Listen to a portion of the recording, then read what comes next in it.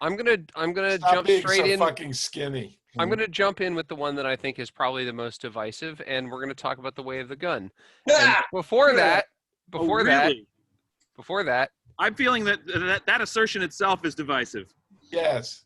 no, it I is. feel divided. It is absolutely the most divisive because Scott hates it. Divisive? I love it. You two are 50-50, I'm sure. Chris, I'm not sure about. And considering Jared's quote in our text, I think he's probably okay with it. So let's go. What did I come out? I'm 50-50, I think. I'm kind of 50-50. Who's going first? Who's going first? I'll just say, as a starting point, that I have a ridiculous amount of love and respect for the last two Mission Impossible movies, especially the last one, which I have not watched that yet. I have seen it probably 6 times. I need to watch that. It is The only Tom Cruise movie I've ever spectacularly, seen. bonkersly exciting and well executed. It's quite good, despite the fact that it has Henry Cavill in it. Yeah.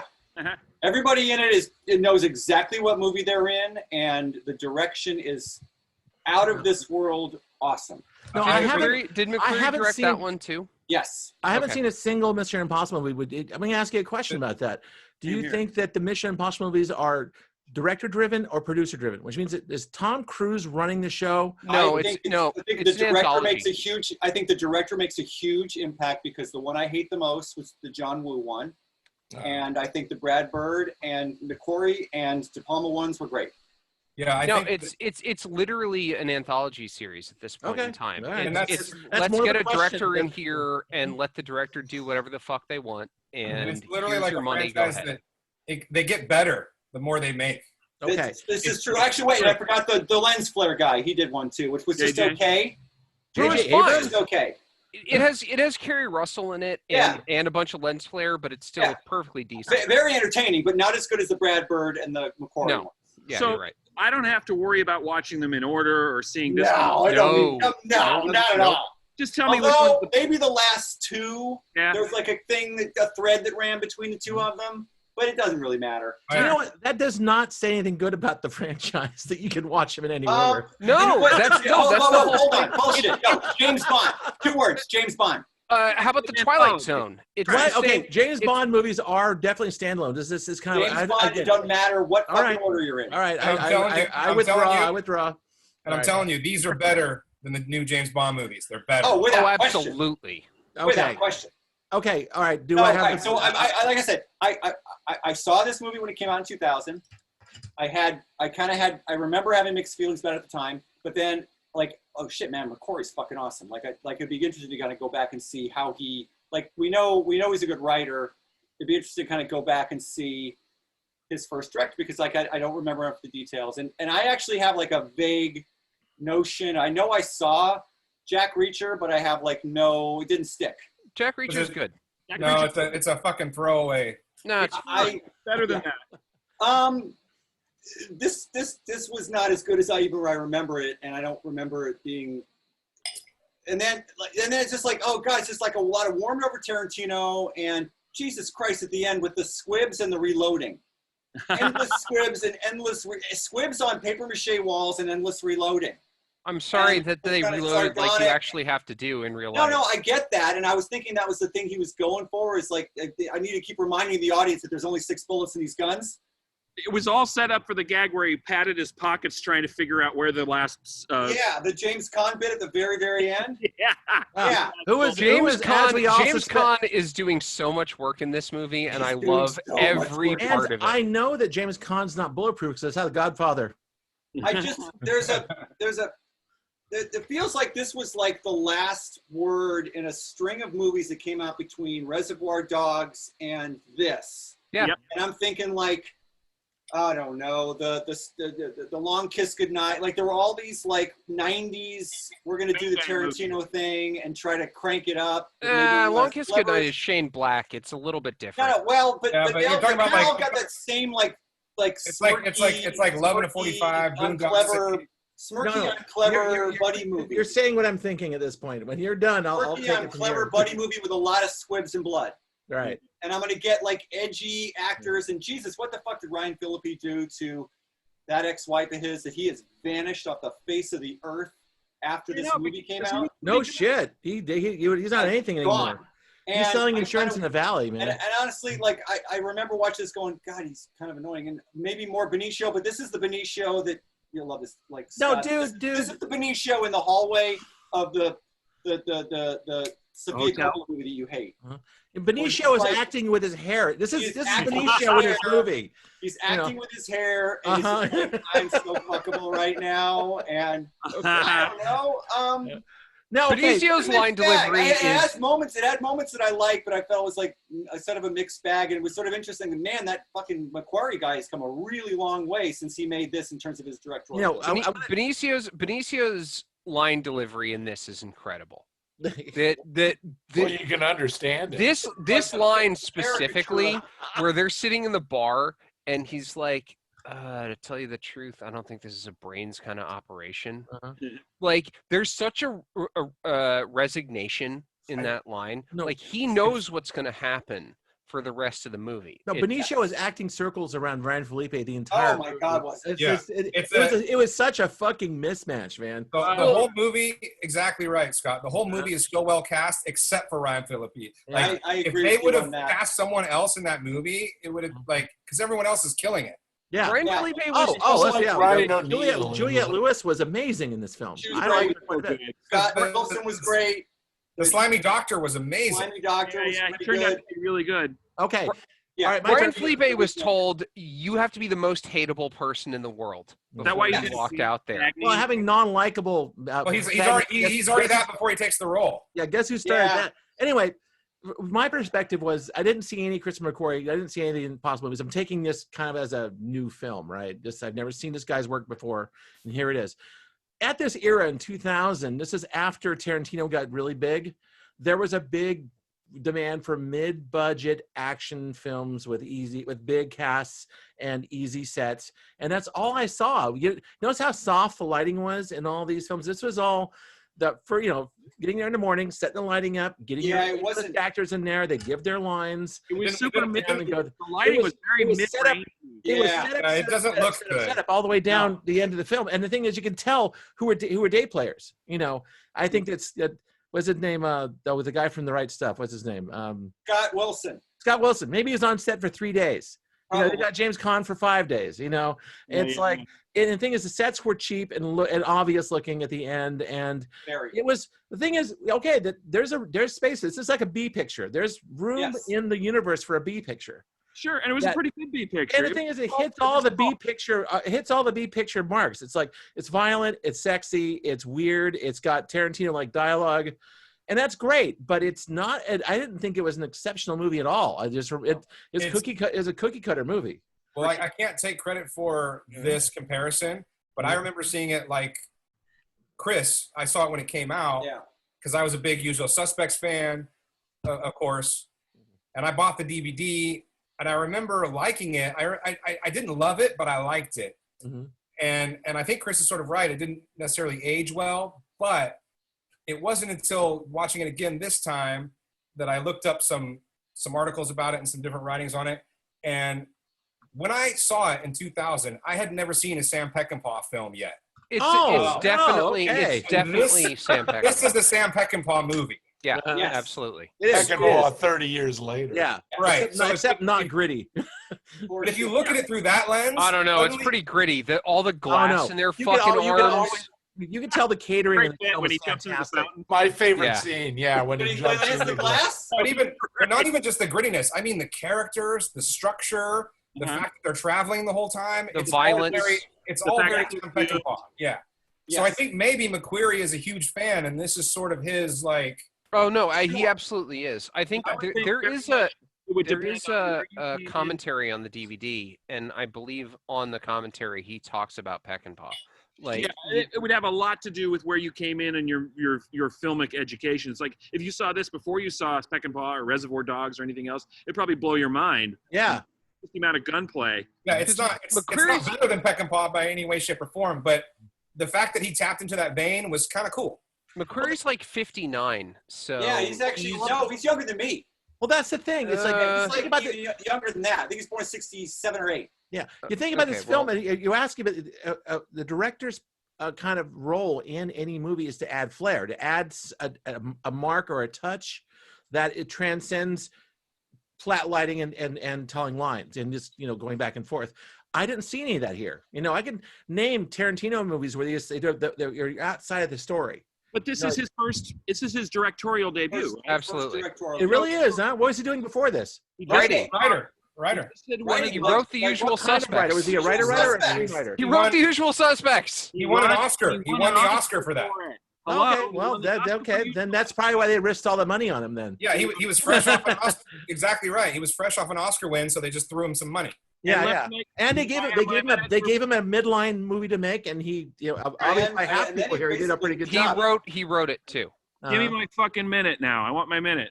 Take it, John. Take it. Okay. So he wins the Oscar for writing, Usual Suspects, and then he gets to make his movie, and he makes this movie. And did you notice what typeface all the opening and closing credits were in? Courier. The whole thing was a screenplay that probably read really entertaining on the page, and I never really got past talking about.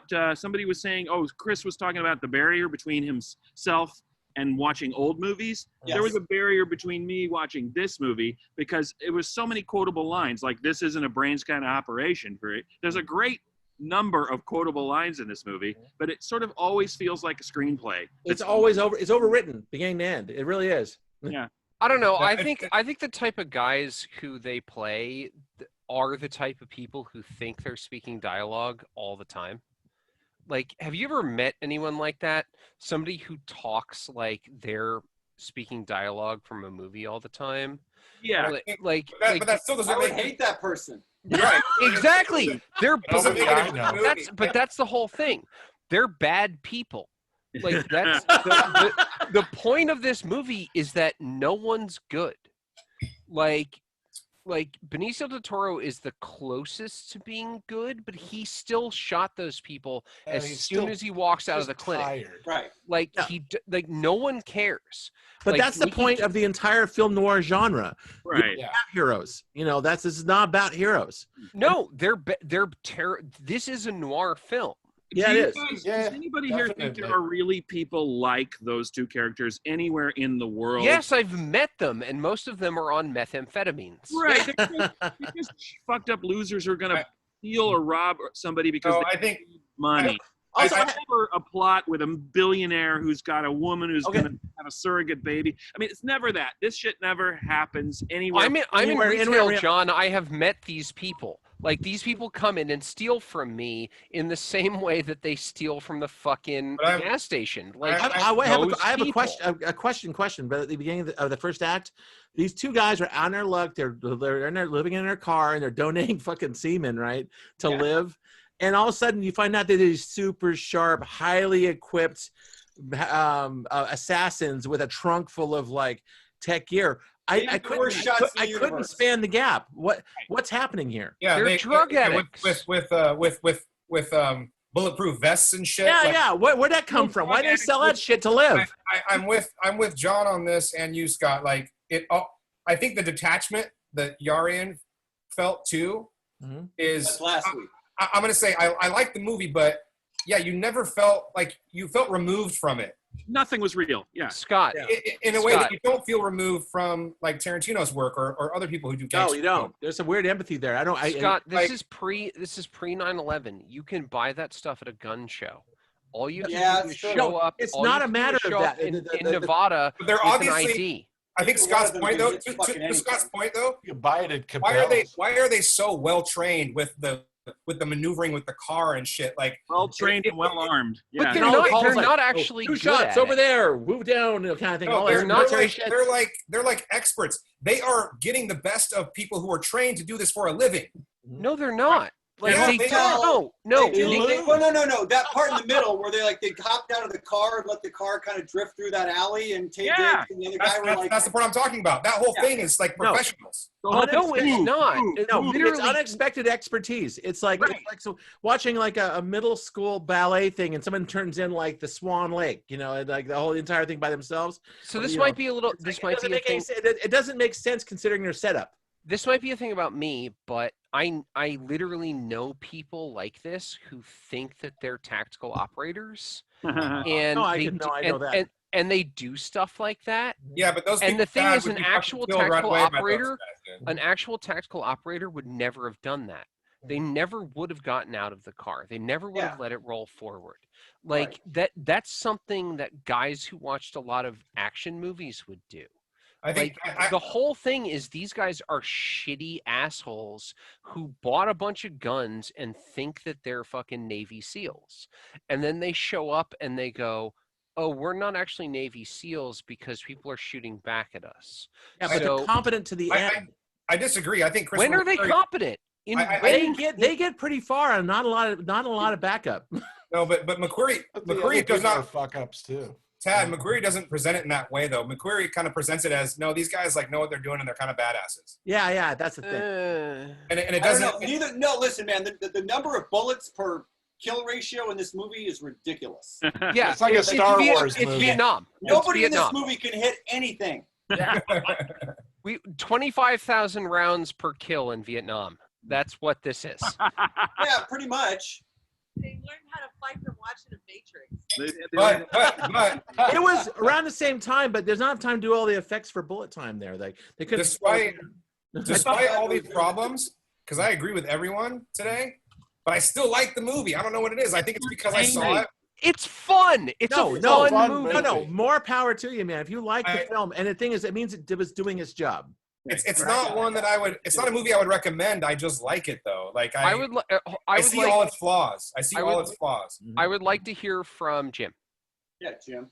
Yeah, what I particularly liked was the business between James Caan's character and the two guys, where they're talking about it as though it is a job, and they're critiquing the other people for like shooting instead of like doing stuff, whatever that stuff would be. But yeah, I don't watch that many action movies, and I think the action movie genre as a whole is probably not something that you can use the words reality or real with in any case. Right. So I just had a fun time watching it. The dialogue was crisp. There wasn't too many boring parts. It just I'll give you that. clipped along. The part where Benicio del Toro puts the two cigarettes in his mouth and lights them and hands one to the cashier when they're looking when they're watching the tape of. I laughed out loud. I thought that was so good. Yes. There is so much good acting in this movie. Too. Again, the acting was good. And people like James Caan usually show up in movies like this and they're just totally fucking phoning it in. He did not. He does a great job. But you can tell by the setup, the flat lighting, the fact that these are all individual setups. They got these good actors in there. I said, here's the script. Do what you can with it. Lay it all out. Give us your truth as an actor. McQuarrie's a good director in terms of. You told me about later on that he did the Mission Impossible movies. He did Valkyrie. He did Valkyrie also. He let the actors like totally spin out and do their thing, and it ended up being really good because he got good actors. Yeah. He also did. I think he also did Apt Pupil. Yeah. No. Not only did he not do Apt Pupil, there's an Apt Pupil reference Who in wrote this that? movie. Who did that one? It was Brian Singer. Oh, Singer did. That's why I'm confusing. When they're Singer did Usual Suspects. That's when they're pulling out of the gas station to go to Mexico. They're listening to the radio, and on the radio, there's a clip that says. Director Singer is accused of having an improper relationship with an actor. I saw that, and that's based on the fact that in Apt Pupil, Brian Singer was accused of sexually harassing the main character, Brad Renfro. Yes. Wow. He's made he's directed. See, that's why I got confused because Brian Singer directed Usual Suspects. So yes. Okay, this gets cut out of the posting, right? Because you don't want to get sued for libel, right? It's on IMDb, man. Okay, good enough. It's literally like everyone knows that. He wrote Edge of Tomorrow, which is a guilty pleasure of mine. Edge of Tomorrow is a great movie. That's a fun movie. Also, who played the Scott Wilson's girlfriend? She was hot. I've seen her before.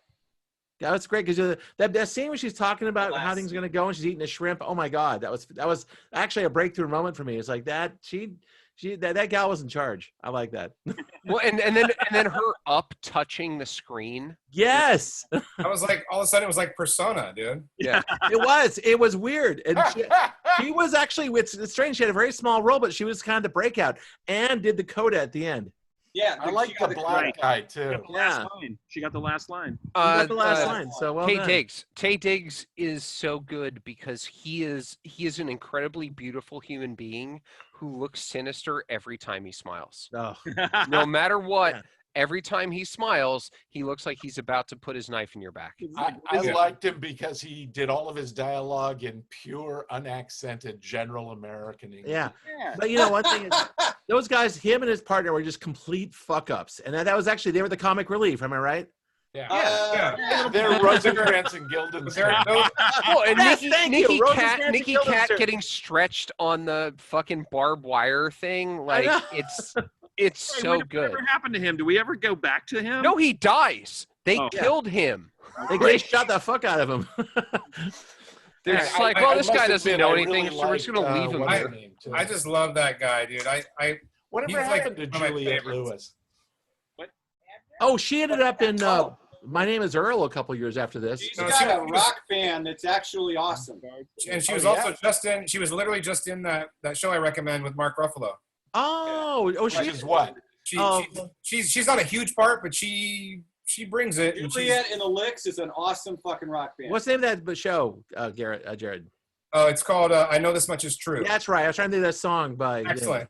Yeah, it's the title's from that song. Yeah. Well, I can't wait. Oh, that was from a novel, wasn't it? Yeah, novel. Yeah. Okay. Good enough. The thing about this kind of movie is I actually like these kinds of movies, and I would recommend, if for that kind of like hard-boiled guy gun thing. Well, Yeah. If you haven't seen Safe House, Safe Safe House. House is good. Denzel and Ryan Reynolds, and then Two Guns with Denzel and Marky Mark. They What are was that? both- What was it?